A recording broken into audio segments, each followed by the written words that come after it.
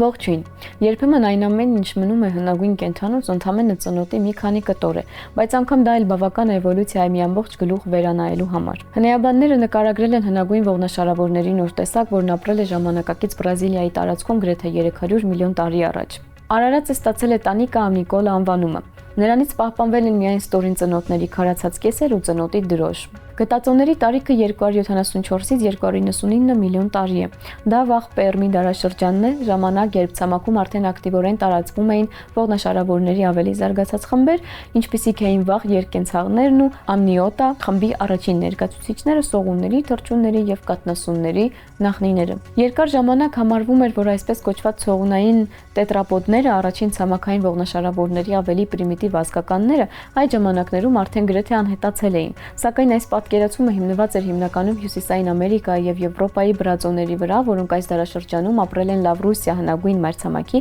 հասարակածային հատվածում։ Այն մասին, թե ինչ էր կատարվում մոլորակի այլ հատվածներում, շատ ավելի քիչ է հայտնի, ու հարավային Ամերիկայից հայտնաբերված գտածոները սկսում են աստիճանաբար լրացնել այս բացը։ Հետազոտությունն անցկացրել է բնության պատմության Ֆիլդ թանգարանի հնեաբանների թիմը։ Քարացուկները հայտնաբերվել են Բրազիլիայի հյուսիսարևելքում գտնվող Պետրա դի Ֆոգու երկրաբանական ֆորմացիայում։ Գիտնականները հայտնաբերել են ստորին ծնոտների մի քանի ձախ ու աջ կեսեր։ Դրանցից երկուսը պահպանվել են գրեթե ամբողջությամբ, յուրաքանչյուրը մոտ 17 սանտիմետր երկարությամբ, ևս մի քանիսը մեզ են հասել միայն բեկորների տեսքով։ Այս մնացորդների հիման վրա հետազոտողները կարողացել են եզրակացնել, որ կենդանին ունեցել է մոտ 1 մետր երկարություն, հավանաբար նա պատկանել է հնագույն երկկենցաղների ազգականների Բաֆետիդայի խմբին։ Համարվում էր, որ այս խմբի ներկայացուցիչներն անհետացել են շատ ավելի վաղ, մոտ 307 միլիոն տարի առաջ։ Թե կոնկրետ ինչ տեսք է ունեցել կենդանին դժվար է ասել, բայց եթե դատենք մոտ տեսակներով, այն հավանաբար հիշեցնում էր երկար դնչով խոշոր սալամանդրի ու վարում էր առավելապես ջրային կենսակեր։ Ամենահետաքրքիրը նրա ծնոտների կառուցվածքն է։ Ցողունային տետրապոդների մեծ մասի ատամներն ունեցել են բավականին պարզ կառուցվածք։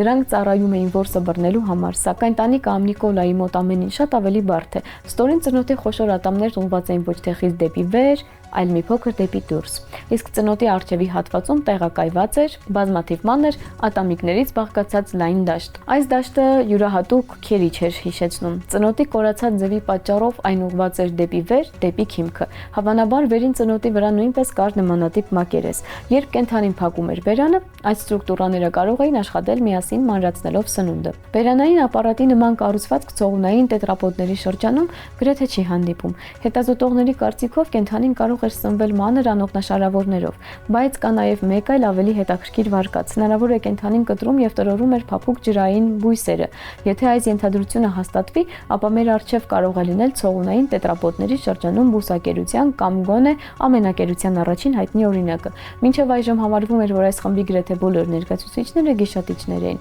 Հայտնագործությունն օգնում է նաև հասկանալ, թե ինչպես էր բաշխված կյանքը հնագույն երկրի վրա։ Վաղ Պերմում Բրազիլիայի հյուսիս-արևելքը գտնվում էր Գոնդվանա սուպեր մայրցամաքի վրա, Պանգեայի հարավային հատվածում։ Հնարավոր է հենց այստեղ ողնաշարավորների շատ հնագույն տեսակներ կարողացել են ավելի երկար գոյատևել, քան հասարակածային շրջաններում։ Գիտնականներն այս վայրերն անվանում են ռեֆուգիումներ, յուրահատուկ ապաստարաններ, որտեղ հնագույն կյանքի ձևերը պահպանվում էին, երբ այլ տարածքներում դրանք արդեն անհետանում էին։ Ընդ որում այս կենդանիները պարզապես չէին գոյատևում, գտածոներից դատելով նրանք շարունակում էին զբաղեցնել տարբեր էկոլոգիական նիշաներ եւ անգամ փորձում էին սննդի նոր տեսակներ։ Հետաքրքիր է, որ կլիման այդ տարածաշրջանում բավականին խիստ էր, շոգ եւ սեզոնային երաշտներ։ Սա հակասում է նախկին այն գաղափարին, թե նման հնագույն տետրապոդները կարող են գոյատևել միայն խոնավ պայմաններում։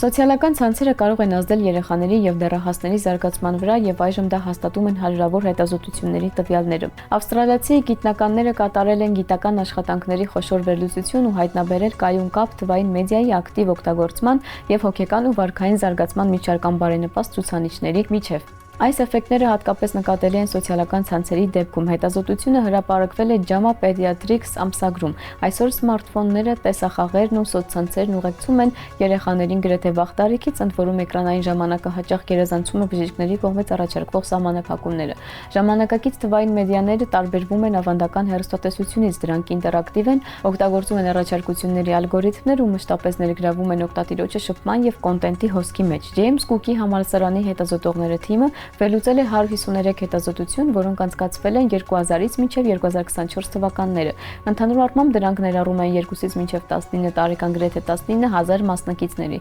Հետազոտություններն անցկացվել են Եվրոպայում, Հյուսիսային Ամերիկայում, Ասիայում եւ այլ տարածաշրջաններում։ Ընդհանրացված վերլուծությունը ցույց է տվել, սոցիալական ցանցերի օգտագործումը կապված է դեպրեսիայի, տագնապային եւ ագրեսիվ վարքի, ինքնավնասման մտքերի, ինչպես նաեւ ինտերնետի խնդրահարույց օգտագործման ու հոգեակտիվ նյութերի գործածման ավելի բարձր մակարդակների հետ։ Բացի այդ, կապ է նկատվել ավելի ցածր ակադեմիական արդյունքների ու սեփական անձի պակաս դրական ընկալման հետ։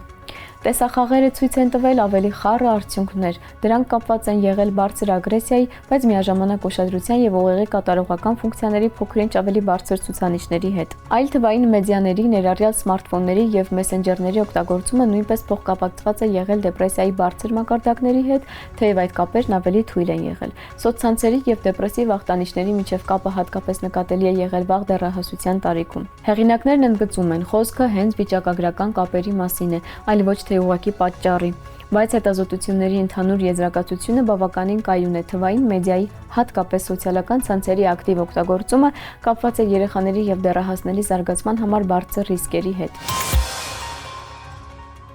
Տիեզերքում կան հսկայական տարածքներ, որտեղ գրեթե ոչինչ չկա, ոչ գալակտիկաներ, ոչ կուտակումներ, ոչ էլ գազի խիտ ամպեր։ Այս դատարկություններն անվանում են վոյդեր։ Տիեզերական վոյդը նոսրացած նյութով տարածության հսկայական պղպջակ է։ Դրանց չափերը կարող են հասնել 100 միլիոնավոր լուսատարիների։ Գալակտիկաները շրջապատում են վոյդի եզրերը, ձևավորելով հսկայական տիեզերական սարդոստային։ Ամենահայտնի օրինակներից մեկը Եզնարացի վոյդն է։ Սա մոտ 330 միլիոն լուսատարի տրամագծով հսկայական դատարկություն է, որի ներսում գալակտիկաներ գրեթե չկան։ Սակայն դատարկությունը պայմանական բառ է։ Վոյդերում այնուամենայնիվ կան նոսր գազ,